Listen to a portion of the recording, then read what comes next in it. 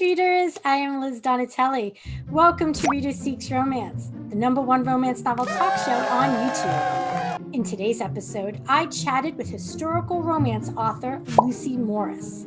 Lucy discussed her debut novel, The Viking Chief'S Marriage Alliance, and shared how she landed a 2-book deal with Harlequin UK publishing imprint Mills Boon. And Lucy and I played Game of Boasts, a Viking drinking game.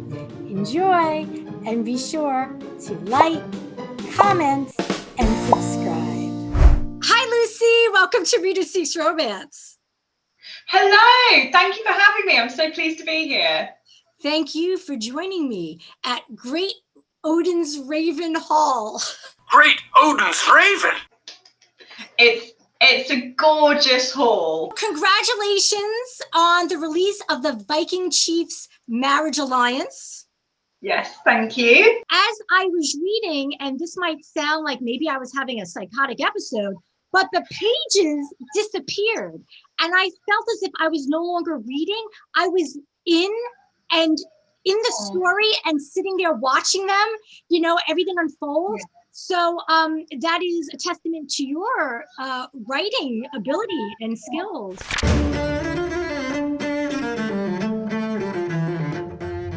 Basically, it's about a Viking woman called Gyda who is leaving her homeland, and she's recently become a widow, and she's kind of basically leaving to start afresh and have a new life, and she basically wants an independent life. And in that time, she, as a widow, could maybe start up a business, and she's very talented tapestry weaver and dressmaker.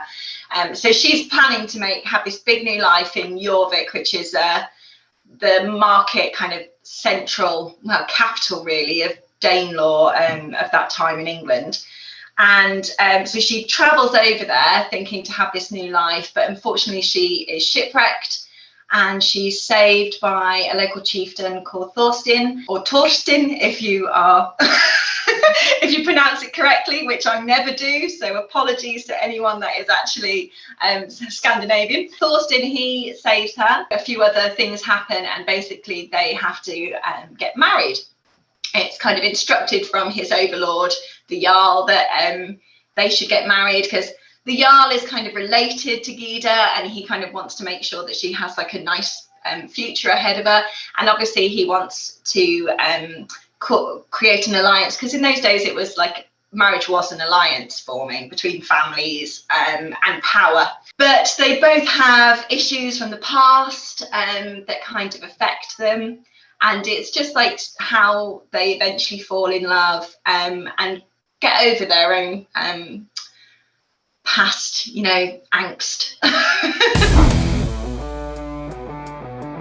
I always start off with kind of imagery of like, usually like I suppose the meet cute you would call it, but I always have like images in my head, and then I develop the characters from that. The image that I had was a Viking ship wrecked against some rocks, and a flaming tree that's been hit by lightning in like above it, lighting it up. And I had that image straight away, and then actually I thought, well, somebody needs rescuing if there's a shipwreck. And then I was like, who is that person, and why were they in a shipwreck? Why have they come over here? Like, what is? And I think that kind of asking those questions then develops the story. And then you think, oh, well, who would be the person that would save someone who's lost everything? And that sort of, they kind of develop and stuff. Yeah. You succeed in creating a Viking settlement that is not what you would imagine. So you usually think, oh, a Viking settlement, it's fraught with like fear and oppression and like abuse, but your settlement is not like that at all. What challenges did you face in navigating the sensitive topics surrounding Viking culture and community? It was quite a grim time. There was slavery. Slavery was actually a main form of commerce, which is awful. There was war, and actually by people that very much were like pirates. They came, they took what they wanted, and they left again. However, that was kind of early on in the Viking period, and actually later on, there was a lot more settlement. And you have to kind of remember, Viking is a term that is used actually for the invaders, the people that were the pirates and things like that. But the actual Norse people, far majority of them were actually just merchants, farmers, people looking for new life. And actually, you kind of have to remember, this was like a time of migration in a way. Like, there was people coming over and settling. And so I kind of wanted to focus more on that. Yes, there is some very problematic aspects of Viking history, and I don't want to whitewash over it or make it less than it was. But at the same time, I am writing an historical romance. You've got to be careful of not being historically accurate, but also being fair. A vast majority of people that settled from Scandinavia lived quite peacefully. Your research must have been extensive. You describe in rich detail so many things, including the marital tradition, Saxon belief and culture versus the Norse beliefs and culture, which the Vikings, practice. How did you gather this information? I love historical romance, but I was put off writing it because I don't have any historical academia behind me. So I was always very nervous of writing it. And then I thought, do you know what? I'm just going to read a couple of non-fiction books about the Viking era. And I read a couple, and then I was like, I actually quite enjoyed this. I love how little things that people find out can actually inform about who people were. And I just think that's magical. Marriages took over 4 years to arrange? Why is that? Yeah, they could take 4 to 5 years to arrange, usually with the more powerful families, mainly because they would have to have negotiations. It was like a formal alliance, so they would make terms.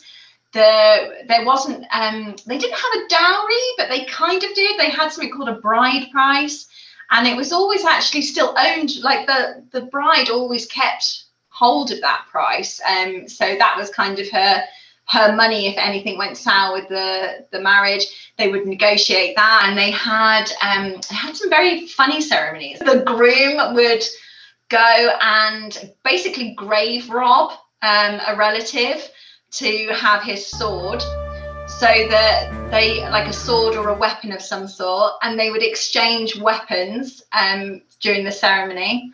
There's also, there would be like a big blood sacrifice, and also you have to kind of imagine like, especially in Scandinavia, like if people have to journey to the ceremony, sometimes they're coming from far away, and it takes they have to wait a certain amount of winters for it to be the right amount of, so it could take a long time.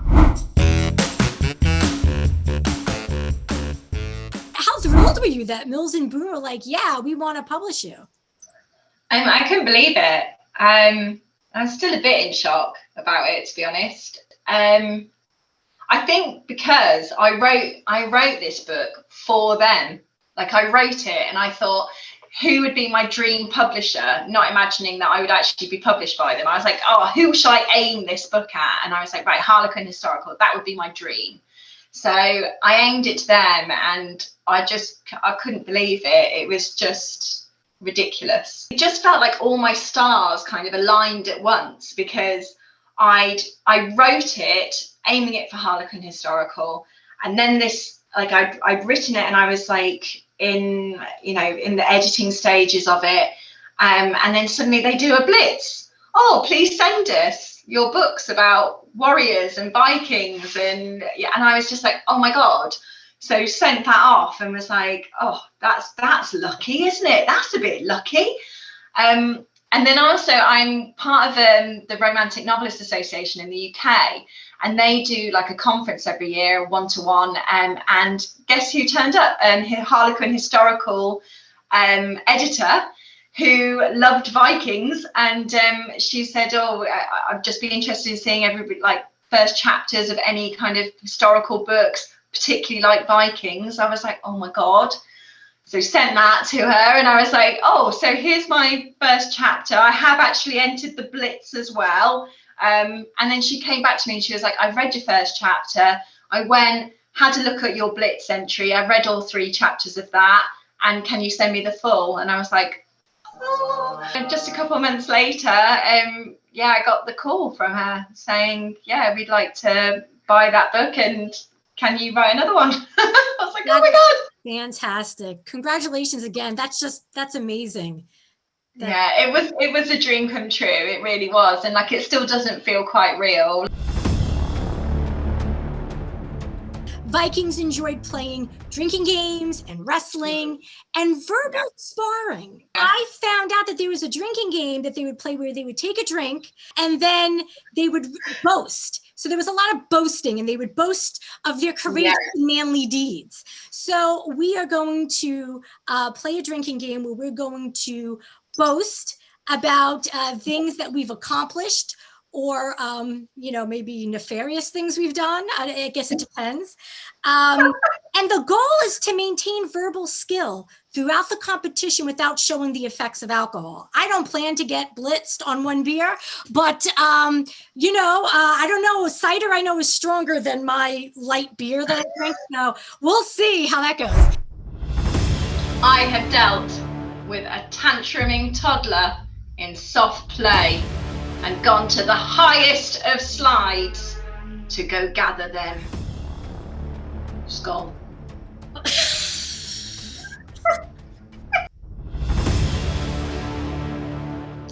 I've gone kayaking in the perilous seas twice in my life. Once in the dirty, filthy Hudson River in New York City. SKOL indeed. What are you saying skull? SKOL. It's cheers. Oh. I have, on a perilous day, gone into Primark in the biggest of the sales that have cometh during the winter months of Christmas.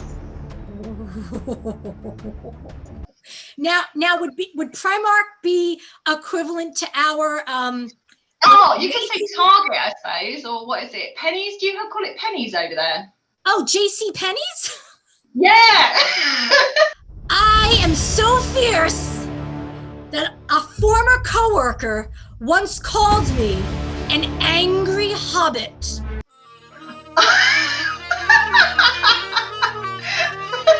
I once ate a whole Nando's chicken by myself with sides. Just for a point of reference, how big is a Nando's chicken? I'm imagining like a 5-pound chicken, which I don't know what. Yeah, imagine that. Although actually the British chickens are a bit more smaller around here, aren't we? They're always a bit more scrawny. We have jacked up chickens. Yeah.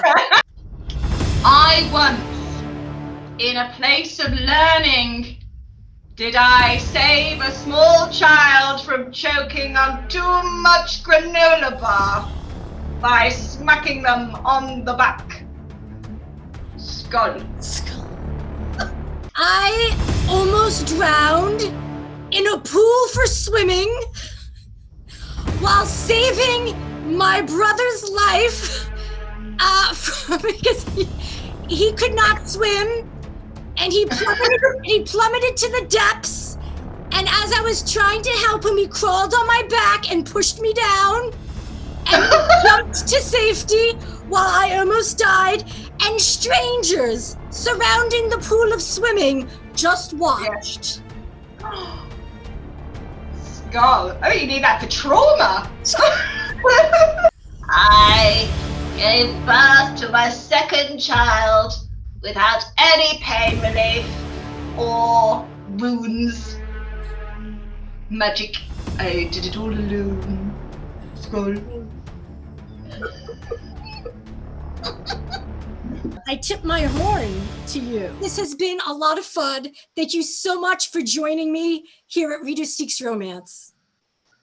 Oh, thank you so much for having me. I've had such a blast. It's been hilarious. I am good. So one last SKOL for the One last SKOL for the road. SKOL!